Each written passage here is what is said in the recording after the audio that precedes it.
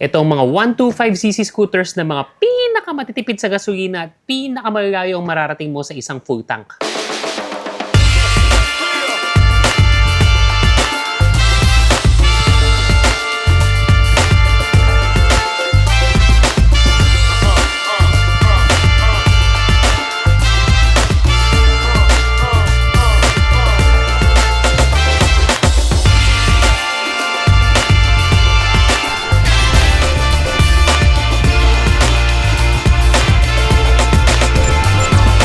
Pero bago natin pag-usapan yan, napansin namin na marami pa rin sa inyo hindi naka-follow at naka-subscribe sa mga pages and channel ng Motor ni Juan. Sayang yung mga updates natin katulad nito at malaking bagay yung mga like, comment, and share para siguraduhin mas marami pang makakapanood at mas marami pang mararating ang video na to para mas marami naman tayong matulungan gamit ang mga information na inihahatid natin para sa inyo. Tama yun mga brother, sa video na to pag-uusapan natin ang mga motor specific sa 125cc scooters category kung alin nga ba sa kanilang pinakatipid pagdating sa konsumo ng gasolina at base sa kanilang fuel tank capacity, saan or gaano kalayo ang mararating ng isang full tank mo. Medyo paghihiwalayin lang natin yung mga normal na digi scooters na nakikita natin versus sa mga retro type scooters kasi dumadami na rin sila. So hindi nalilingid sa kalaman ng lahat na dahil sa mga nangyayari sa mundo natin ngayon ay ito na, naapektuhan ng Pilipinas at nagkaroon na nga ng mga price increase ang gasolina, ang unleaded, ang diesel. I think unleaded ranges from 60 to 70 pesos na ba? Di ba? Coming from mga more or less 50 pesos tapos ang diesel naman, pumapalo na ng 80. Depende na lang kung saan gas station ka magpapagas at saka kung saan location ka nandun. So effective March 10, nagkaroon na ng price hike kaya naman yung mga iba sa atin na dati ay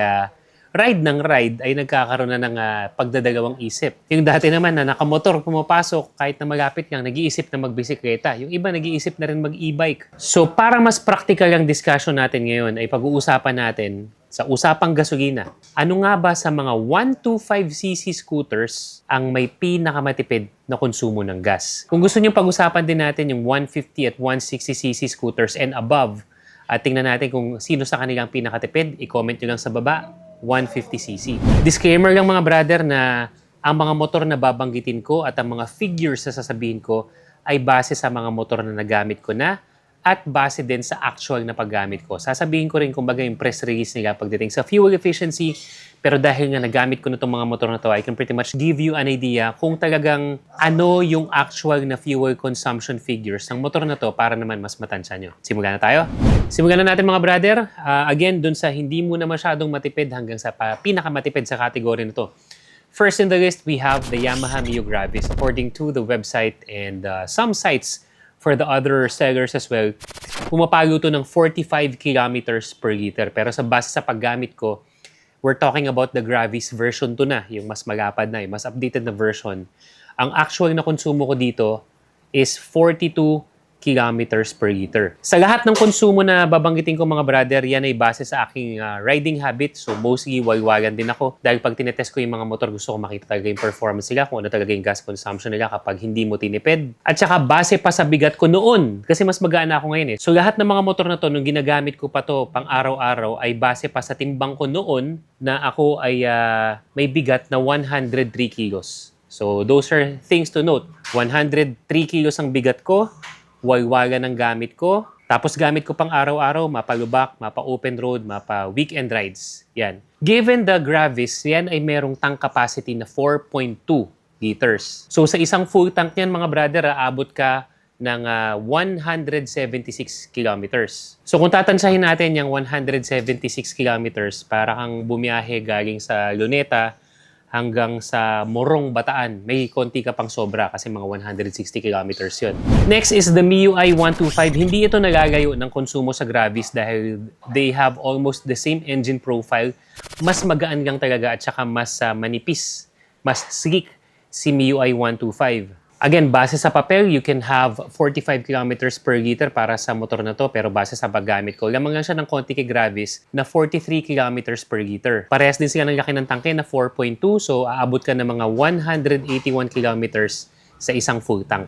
Next on the list natin is ang tinagurian ng karamihan na pambansang motor sa dami ng gumagamit ng motor na to. Mapa-Click version 2 or 3 or yung tinatawag na 4, Click 125 is next on the list. Base sa kanyang specs, you can get up to 50 kilometers per liter. Pero base sa actual na paggamit ko, again ha, 103 kilos, mostly walwalan, daily and weekend rides sa iba-ibang kalsada. Ang actual ko dito ay nasa 47 kilometers per liter. Yan yung actual na konsumo ko. Ang fuel tank capacity niyan ay pumapalo ng 5.5 liters. So sa isang full tank mo, pwede kang umabot ng 259 kilometers mga brother. Malayo na rin yun Para kang bumiyahe galing sa Luneta hanggang sa aabot ka na ng Baguio, Benguet. Konting-konti na lang ubos na yung gasolina mo. Sa isang full tank ng isang Click 125. And then the next on the list is ito bago lang to, the Kymco Agility Eco 125. Tandaan natin the Agility Eco 125. According to Kymco, you can get as much as 53 kilometers per liter. Hindi ko pa talaga to nagagamit in the outside world. Dadating pa lang itong motor sa akin in the next few days. So abangan nyo siguro yung actual review ko niyan, yung actual performance, lalo na pagdating sa konsumo ng gas sa panahon na to. Hindi ko pa talaga masabi yung actual na gas consumption niya. Pero malaki ang fuel tank capacity nito. Umaabot ng 9 liters. Dami. 9 liters ang fuel tank capacity nito. So kung ikaw ay medyo mag-long ride o kaya maghapong nasa kalsada, ayaw mo nang pahinto-hinto masyado dahil nauubusan ka ng gas, 9-liter fuel tank capacity at 53 kilometers per liter. So maaring pumalo ka ng mga 450 kilometers pataas sa isang full tank mo dito kay Kymco Agility Eco 125. Again, disclaimer, hindi ko pa po yung nagagamit. Sa araw na sinushoot natin tong video na to, bukas, dadating na yung motor sa atin para talagang magamit natin for how many thousands kilometers. So, ilang linggo natin gagamitin yan at ihahatid natin yung actual performance yan sa'yo. At ang number 1 on the list na ating pinakamatipid sa 125cc daily scooters natin is actually the Bergman Street 125. Yan talaga ang specialty ng Bergman. Mukha siyang malaki dahil ang tagline niyan talaga is maxi scoot that you can afford. Hindi siya mukhang mga lower cc but in reality that's 125cc. According to specs, you can get as much as 55 kilometers per liter kay Bergman Street, pero yung actual ko niyan, yung daily na paggamit ko niyan, papasok sa trabaho, pa uwi, mas mabigat pa ako noon, 100 kilos. Ang biyahe ko noon Bulacan, Commonwealth, nung nag-opisina pa ako. Ang actual ko na gamit ko niyan is 50 kilometers per liter. Siguro kung ngayon ko gagamitin na mas magaan ako, baka pumalo ko ng mga 52 to 53 kilometers liter dito, yung actual na usage ko. And it also has a respectable fuel tank capacity na 5.5. Given yung kanyang fuel efficiency sa kanyang fuel tank capacity, pwede kang umabot ng 281 kilometers sa isang full tank lang ng Bergman. Actually, yan yung dahilan kung ba't yan ang gamit namin ng Libot Pilipinas 2 years ago. Kasi very minimal lang yung chances na magpapagas kami dahil sa sobrang tipid niya. At isang bira mo, pwede ka na magdire-diretso at rumekta ng puro biyahe. The Bergman Street now at saka yung Bergman EX, they have almost the same engine profile. Mas mataas lang sa acceleration si Bergman Street dahil sa kanyang mas maliit na diameter given the 10-inch mags na meron sa kanya. So isa yon sa mga nagko-contribute kung bakit matipid sa gas si Bergman Street. Pero si Bergman EX hindi na rin nilagay, papalo ka rin ng mga 48-49 kilometers per liter niyan. Pero pinag-isa ko na lang. So kung sa Bergman at Bergman Street ang usapan, at sa usapan ng mga 125cc na pang daily scooter natin, mga daily commuter natin, si Bergman Street ang pinakamatipid pagdating sa konsumo sa gas. At gaya na sabi natin, binukod natin yung mga daily scooters, yung mga normal na nakikita natin, mga Mio, Bergman, Click, mga ganyan,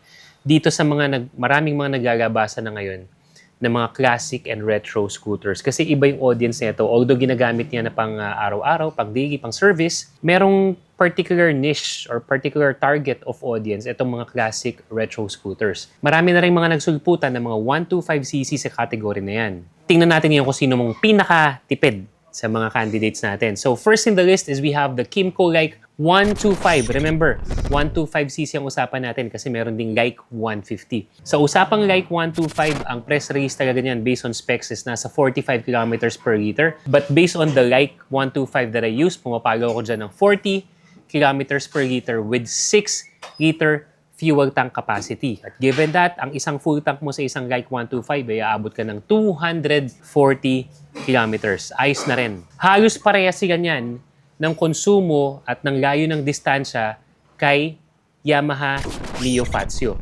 Fazio, ito, I was actually expecting na mas matipid to sa gas given its hybrid engine. Kumbaga meron niyang electric kasi sa first 3 to 5 seconds ang pag-punch mo sa throttle niya. But yung konsumo talaga ng gas nito papalo, according sa specs, is papalo ng 45 kilometers per liter. And again, based on my usage, I had the Fazio, nabenta ko na. Pero I had the Fazio for 2 years yata, mahigit 2 years. Ang konsumo ko ng gas sa kanya, sa actual ko, is 40 kilometers per liter. Tapos given the fuel tank capacity na 6.6 liters ang kasya sa kanyang gas, ay pwede kang umabot ng up to 264 kilometers na mababiyahe mo bago ka maubusan ng gas. So, ang next naman dyan is the Honda Giorno gas. Yan naman.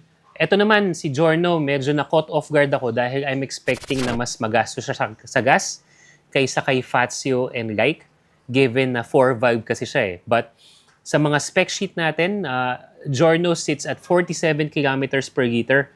Pero sa paggamit ko ng Giorno na meron na available kay Motor ni Juan, we were able to get 41 kilometers per liter. Given its fuel tank, mas pagit naman ang fuel tank capacity nito at 5.4 liters. Sa isang full tank mo, pwede kang bumiyahe ng 221 kilometers. So siguro ganun ka talaga. No? Pag si Honda, medyo specialty nila. Kahit na mas malakas ka kasi makina, they are finding a way to get that fuel efficiency up. Kasi nung kinategorize ko tong mga classic scooters, nung tinatype ko pa lang sila, akala ko talaga ang pinakamalakas sa konsumo sa gas is the Giorno. So hindi pala. Nandun siya sa gitna, mga brother. Next on the list is the Bristol Basilica 125. Yes, one of the classic old school scooters na meron tayo pagdating sa 125cc category. According to Bristol's spec sheet, you can get 50 kilometers per liter sa motor na to. Pero actual ko is 47 kilometers per liter. Actually, may angkas pa ako nun. So, mas mabigat pa ako nun. Tapos, angkas ko pa yung anak kong lalaki. So, siguro pwede rin talaga tayong pumalo ng mga 48, 49 kilometers per liter dito. Dahil, nung ginamit ko to, nagbalikan kami, Bulacan, QC, Bulacan, tinansya ko or sinukat natin yung mismong fuel efficiency. 47 kilometers per liter ang lumabas. Napakatipid nun, considering mabigat ako, tapos may angkas pa ako.